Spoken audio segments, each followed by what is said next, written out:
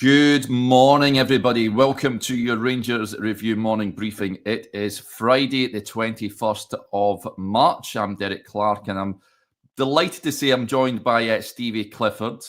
Never got the memo about coming on this morning, but he's came on at the 11th hour to help us out this morning. So good to have you on, Stevie. How's it going? I'm barely awake, Derek, as you know. See, if I had hair, it would be all over the place, but I don't, so that's okay. Honestly, getting worse, these Rangers Review wake-up calls. Dearie me. But yeah, it's great to have you on anyway. And but we're back on, and let's talk all things Rangers, shall we? Before we do that, just a quick word for our podcast sponsors, S1 Jobs. If you're looking to hand in your transfer request, then head over to S1 Jobs and upload your CV today. With thousands of jobs across Glasgow, Edinburgh and the surrounding areas, you'll find the one at S1 Jobs. So start your search today. Right, folks, the plan of action today, we'll talk about some Rangers news doing the rounds. And, of course, Sunday is a poignant day, as it's a day that 30 years to the day on Sunday that the great Davie Cooper left us. And we want to hear from your favourite Davie Cooper memories, please, in the comments if you want to fire them in, and we'll discuss the great man in detail.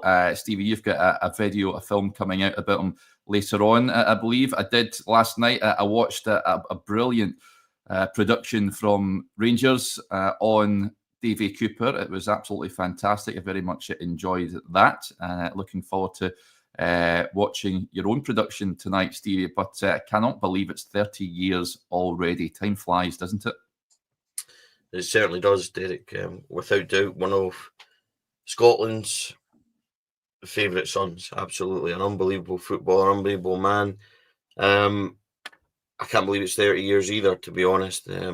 Davie Cooper was a wonderful, wonderful footballer. It's probably fitting that he peaked and produced some of his best stuff around Graham Souness coming in, which was obviously such a turn for our football club as well. So, I can't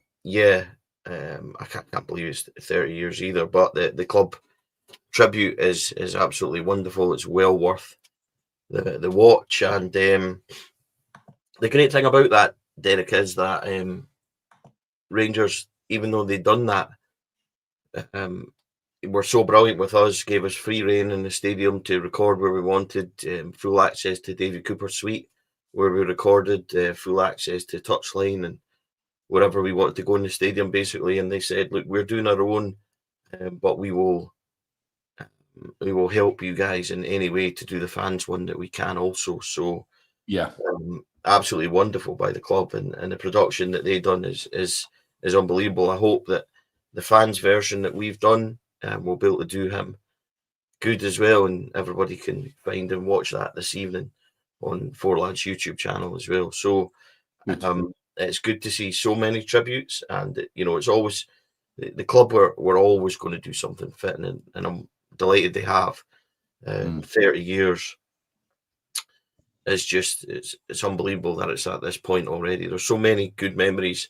Coop was one of the first players I ever remember as a youngster as well. So it's brilliant that we remember him like we do, and there's so many good memories of him. There certainly is. Lots of comments coming in as well. Sandy with the point, says he had a terrific long throw, which is often forgotten about.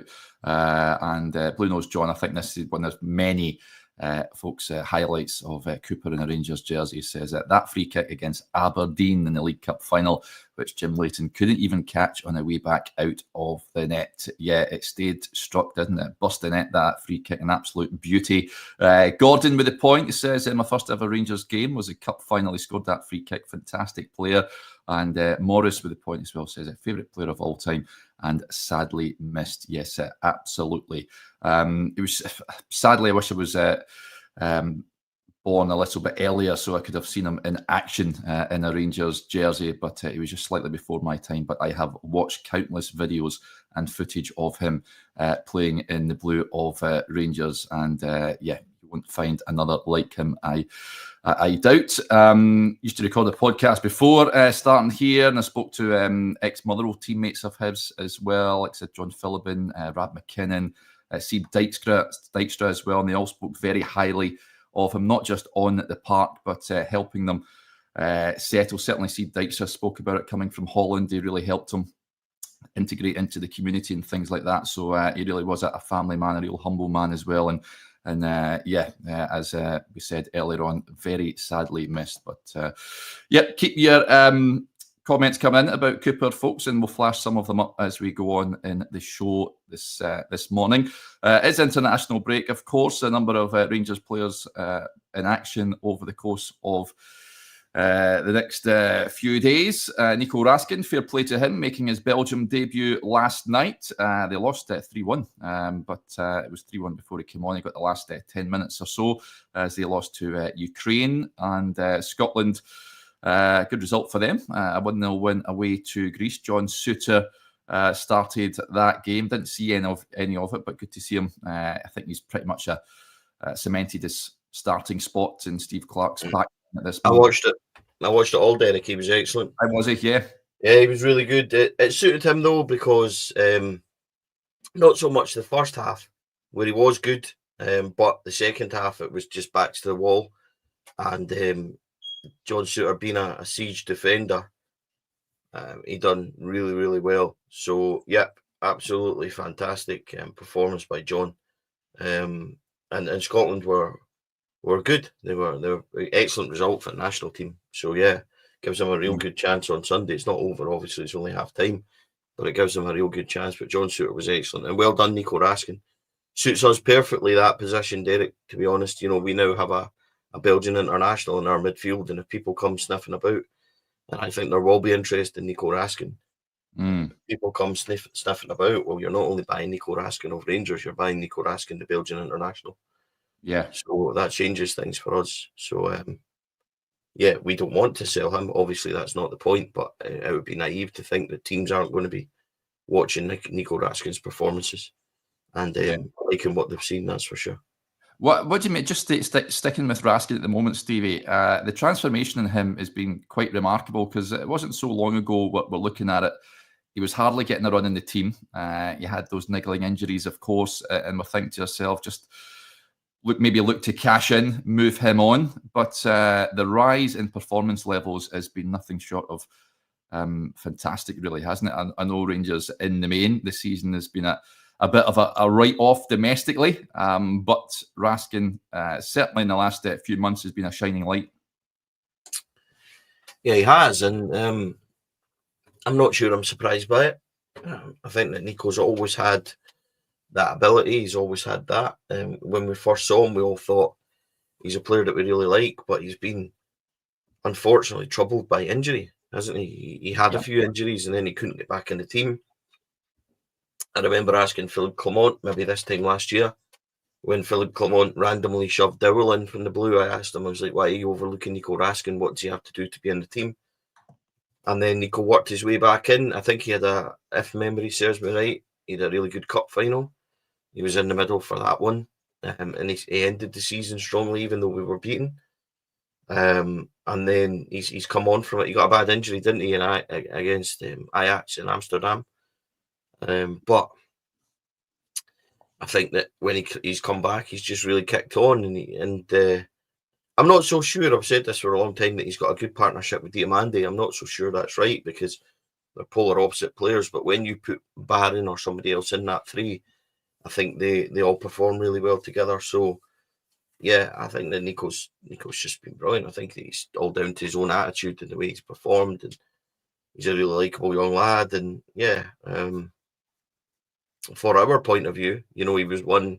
He's always came in and said that he wants to go on to play in the Premiership and stuff like that. So if we manage to, no, I don't either, because if we flip him then as such, and you're selling him on for big money and big profit, then yeah, I absolutely don't mind that in the slightest. So that's the point. Him being capped for Belgium last night is only going to make it better for us in terms of when you come shopping for Nico Raskin, you're shopping now for one of Belgium's hottest talents and newly capped midfielders. So get your checkbook out.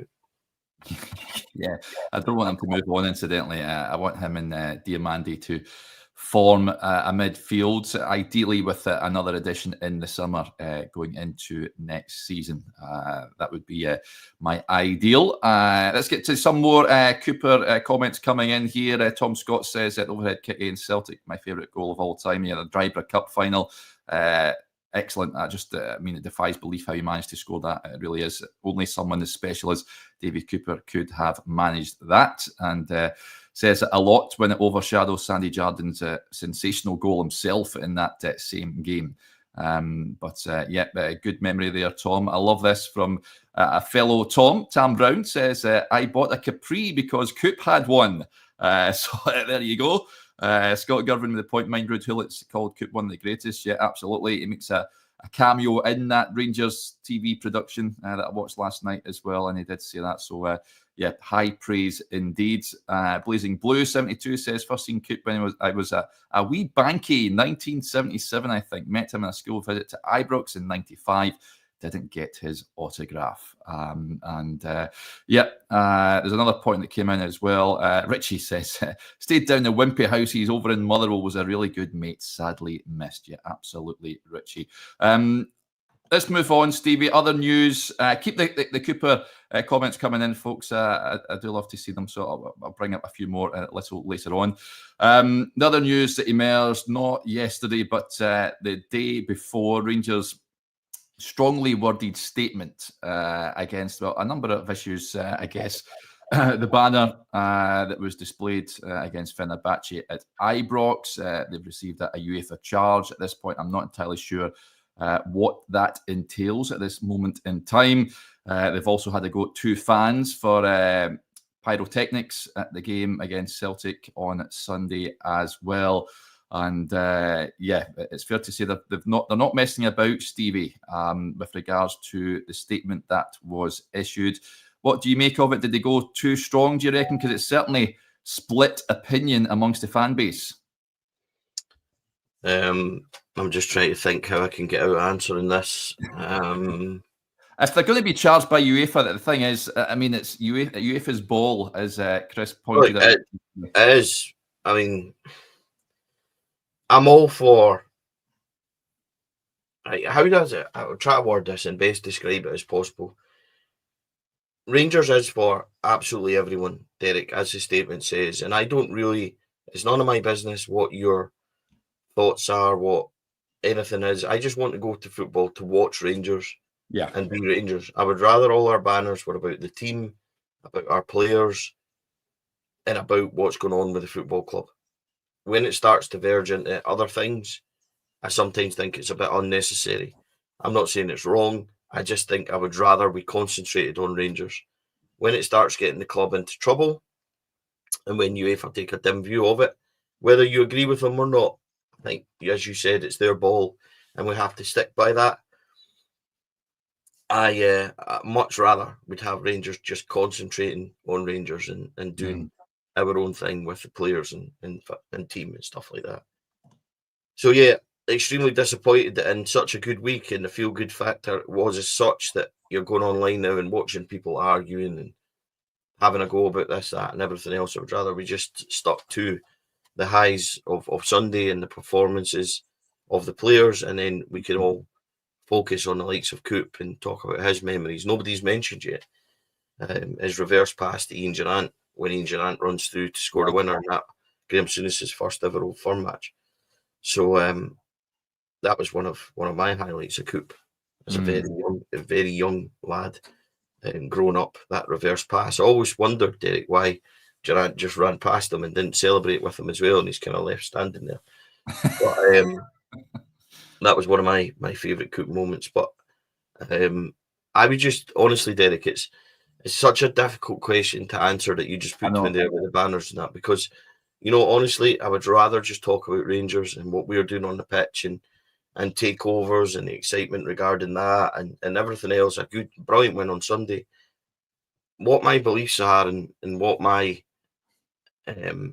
practices are religiously and everything, it's got no place. Just I want to go and support Rangers and what the guy next to me believes is got nothing to do with me either. We're all, when we're all there, it's to do with Rangers and what happens on the pitch. And honestly, that's the way I see it. It's not an ignorance thing. I just want to go to Rangers games and watch Rangers and concentrate on Rangers, and the rest of it, I believe, should just be about the team and the players and the club and stuff like that. It shouldn't be about anything else.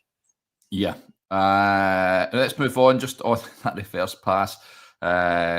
Multiman says that the reverse passing skill is unreal. It's bordering on telepathy. He never looks to see the Durant run. Yeah, they had a great relationship, the pair of them. Just when I meant the chap mentioned about long throws, Chris raises this point, talking about long throws. Why have we never utilised Tav's long throw he brought out against Celtic? Was a bit of a surprise, Stevie, seeing that. Again, it must be another ploy from the coaching staff that have been brought in. Tav pretty much takes every throw in down that right-hand side, but we very rarely see long throws, and John Souttar was heading up on occasion as well. I do like it as a weapon. If you've got a long throw, then use it. So what I said the other day, Derek, it's about marginal gains. Yeah. Isn't it? And if you have something like that in your locker, and why have we never used it? Why did we never practice corner kicks? Why did we never practice other stuff? So, yeah, I mean, I'm not trying to be smart when I say that. I'm generally just saying, why have we never used other things as well? So, I am, honestly, I am all for it. Yep, if it causes a wee bit of mayhem. I mean, look, what was the game? I think it was Dundee United at Tannadice. They scored the one, Dalby. Well, we were under the cost, weren't we? The amount of long throws they took. So why not make it work for us? And I think genuinely, somebody said on this show the other day what Barry and the management team have done is the simple stuff. Well, I would agree with them. That is the simple stuff. So yeah, I mean, I just think it's common sense, isn't it? If you've got that, why not? Don't think Ali agrees, Stevie? No, I think somebody might be at my door or something, Derek, and I'm the only one in the house, so. Let's move on. Other points that are coming in just on Cooper. Brilliant stories coming in. Neil with a point says, remember Cooper giving me a bookie pen as I didn't have one for school. Bookie pens, do they still do it? Yeah, they still do them in the old bookies, don't they? Orakia22 says Davie Cooper, simply the best player I ever saw, and I've seen Maradona, Messi, and CR7, I think you mean there, yeah, Cristiano Ronaldo. Stevie T says, I was lucky enough to see Davie tearing us to shreds while playing for Clydebank at Kilbowie Park. I think it might have been a League Cup game. Not sure. He became my hero that night and still is. Yeah, it wasn't just at Rangers that he was magnificent. He's also held in high regard at both Clydebank and at Motherwell as well. It shows you the gravitas of the man. It really does. Another bit of Rangers news. I'm keen to get your views on, Stevie. More light-hearted and fun, you could say. The Václav Černý jersey from Sunday is topped £24,000. It looks like, by the looks of things, the Dubai Loyal are very keen on acquiring that shirt. But an absolutely remarkable state of play with regards to that. Just to give you an idea of the other shirts that are up for auction as well, folks. Tavernier's is currently selling at £633. Cyril Desser's £436. Dujon Sterling £308. Conor Barron £307. Ridvan's is £284.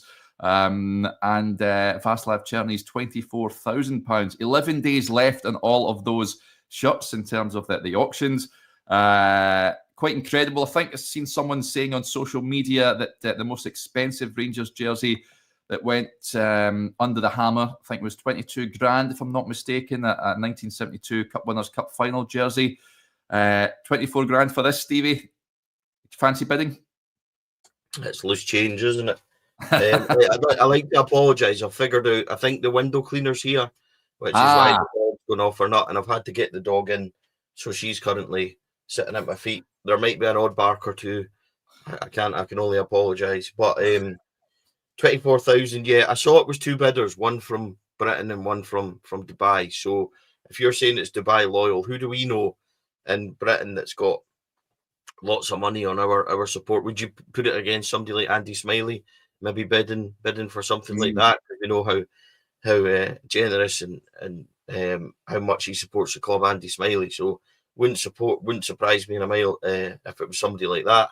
But it's incredible sums of money for a match worn strip, just because he soaked a wee bit of the opposition fan with a wee bit of water. So 24,000, Derek. That's loose change to you and I on the old Rangers Review purse strings, but. Yeah. Not something I would be bidding for. I'm more likely to go for somebody like Ridvan's down in the low 200 odds. So it's funny. It's incredible, isn't it? It's an incredible thing. So another coup memory, Derek. I'm amazed nobody said it. Is his run against Temperov. Elvis Tampere. In the European game where he just squares it for John Fleck, and John Fleck rolls that in and Coop's away celebrating before Flecky had even rolled it in. I think that's an incredible moment for Davie Cooper as well. Just to throw that one in there slightly. Yeah, that was another fantastic Davie Cooper moment, that's for sure. What was I going to say? That the Cherny jersey. 24 grand, 11 days left on that, folks. I said it before and I'll say it again. They should be auctioning off, or they should be releasing Václav Cherny water bottles in the superstore. They will sell like nothing else. I think they'd be the new rubber ducks, I think, in the store if they started sticking them on the shelves. They would be absolutely magnificent and a real stocking filler, I'd imagine, if Rangers are looking to explore that market. They very much should be. But 11 days left on that Cherny jersey, folks. Match worn shirts, if you want to stick your bid in. But I doubt there'll be many that would be able to afford that. Utterly incredible stuff, that's for sure. Other bits of news, can you get your thoughts, Stevie, on it? I asked Chris about it yesterday. Nadim Barami was speaking, saying about the lack of game time at Rangers since Barry and co have been brought into the club. He's in action. He will be in action tonight, incidentally, against England at Wembley. It'll be intriguing to see how he gets on. Thomas Tuchel's first game in charge of the Three Lions. Hopefully he does well, because he's simply not been pulling up trees at Rangers since he arrived. Now, he did say that he was doing well in the first 6 months. I would say we've seen it in flashes, bits of quality from him, but we've not seen it enough. And for me, he's just not doing it, Stevie. I'd be looking to move him on in the summer. I don't like to go in too hard. Players need time to settle. I think that's clear, but I think he's looked disinterested and certainly disheartened at times, Derek. Nadim Bayrami, I've been really disappointed in him. He done really well against Callum McGregor in the games that he's played in the kind of Old Firm victories. But and I do think he kind of works hard off the ball in that kind of play, but on the ball he's his stats will tell you he's just not done enough. And at times he's got a style about him which means that people accuse him of being lazy and stuff like that as well. And I'm not sure it's really worked out for him so far. But I think that's fair to say. But football's a very marginal game, Derek, in terms of, he could have a cracker, in the next game and he puts himself right into the first team again. So you never know what can happen. But I think it's fair to say that what we've seen of him so far for that outlay hasn't been good enough. And I think when you go to spend that on a player, you have to be certain that, £4 million for us is a lot of money. You have to be certain that he's going to make those differences and make those gains for you. And he hasn't done it. Is he a bad player? I'm not sure. Is he suited to Rangers and Scotland? At this moment in time, he's certainly not shown he has. So would I be disappointed, for example, if he was one that moved on? I'm not so sure I would be, no. No, I'm the same with you in regards to that. Another player that will be in action tonight, but we hope you'll see some game time, is Hamza Igamane after his first call-up to the Moroccan senior squad. They are taking on Niger in a World Cup qualifier. They also play Tanzania on Tuesday. Speaking about his call-up, says, my dream has come true because I was named in the squad. I heard the news right after finishing training with Rangers. It's a childhood dream and a great honour to play for the national team. All the players gave me a warm welcome. This is all because of my family and friends who accompanied me all the way to fulfil this ambition. They shared their congratulations with me and have helped me right from my beginnings in football. Now, the next stage is to play for my country in these games. I look forward to my first appearance with the Atlas Lions, and I will give everything I have to help the team. So, good luck to Hamza tonight. Very well deserved, that call-up, Stevie. Great way to, we touched on it when we were both on, I think when we were on, was it Tuesday or Wednesday? I think it was Wednesday, about ending that goal drought in quite some style on Sunday against Celtic. That will do him the world of good, confidence-wise, and good luck to him. And just hope that he comes back in one piece, because I think what Barry said, his comments after that game, he wants to see a bit more from him. I think we're all in agreement. He's got all the talent in the world. It's just perhaps honing bits of his game, his work rate being one that can take him on to another level. I thought Barry's comments on him were really interesting and really good, actually, because he said, Hamza's been disappointed he hasn't been starting, but I've told him what he needs to improve on before he can start in my Rangers team. Yeah.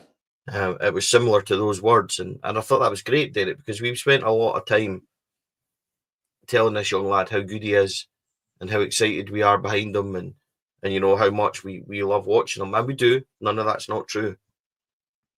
But Barry's come in, had one look at him and said that there's things you need to get better at. And I think that's really important, because you don't want, with a young player, you always want them moving, you always want them progressing, you always want them to be better, and you always want them to keep kicking on. And I think those simple kind of direction from Barry, hopefully will push him on a wee bit. And he isn't without criticism, Hamza Igamane. Is he a bit lazy? Does he close down for the defenders enough? I'm not so sure he does. But he does give you those moments, doesn't he? He does give you the wild card kind of moments that we maybe don't have up front. I think he's a terrific player. I would, again, if he goes and starts and hopefully scores, or he gets some involvement and maybe gets a goal or two in these fixtures, it does us a world of good as well when you come to teams who will undoubtedly be coming and trying to buy him. I would love to see him stay at us for another couple of years, and just really hone his capabilities. I think that there's a potential to have a kind of Morelos effect in Hamza Igamane. He's the closest I've seen to. He's a bit off Alfie at this moment in time, the way Alfie was, but Alfie also grew into those performances. Alfie didn't come to us, the Alfie that went on and dominated European football and played against Pepe for Porto and ragdolled him and stuff like that. We matured Alfredo Morelos into that player. And I wonder if we could do the same with Hamza. He's the closest I've seen capability-wise of having that ability. So, yeah, look, I hope he goes and does really well in these games, because it suits us. And it also suits us because we need him to get his confidence back and get his levels up. He would have had that from Sunday, Derek, but, we're coming up for this Bilbao double-header. And it's as I said, I go back to that word, the marginal gains. It's somebody like him being on form that could be the difference maker for us in these games. Yep, yeah, absolutely could be. Before we wrap up, just some other Cooper mentions coming in. James says Coops went to Wimbledon every year. He loved the tennis. Ever been to Wimbledon, Stevie? No, Derek. I'm too rough for Wimbledon. Don't let the likes of me in.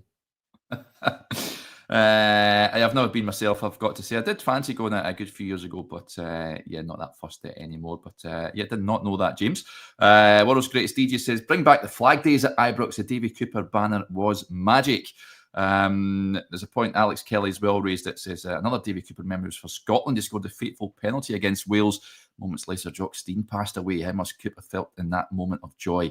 Souness played that night in 1985 too. Souness was a big fan of Davie Cooper. They both played together, of course, and I think he was gutted when he decided to leave for regular first-team football at Motherwell, because I think he did offer Cooper a one-year extension, but he wanted to play more regularly than what was being offered. And as we touched on earlier, they certainly done the biz for Motherwell, leading them to Scottish Cup glory in that roller coaster of a game back in 1991 against Dundee United. So, that's another memory there. Yeah, you could always rely upon him. It gets the one sort of criticism that's raised in that film that I watched last night was he never got as many Scotland caps as he deserved, really, at that point in time. He was playing, certainly in the mid, early 80s, a pretty poor Rangers team.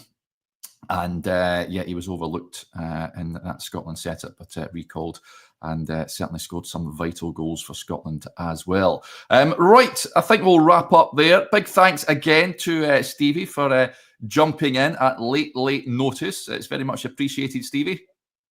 Not a problem. I would like to just say again, please go and check out that Davie Cooper documentary on Rangers Television. It is available for everybody to go and watch on their YouTube channel. Our own fan tribute goes live tonight at 7:30. It's completely done by the fans, for the fans. Derek Ferguson and Bobby Russell are on the documentary talking about Davie Cooper, and our own David Howard, who's also on the Rangers version of it, talks about and narrates your way through the Davie Cooper story for us. It's something that we're extremely proud of, and something we done just to pay tribute to the great man ourselves as well. So I hope people enjoy that.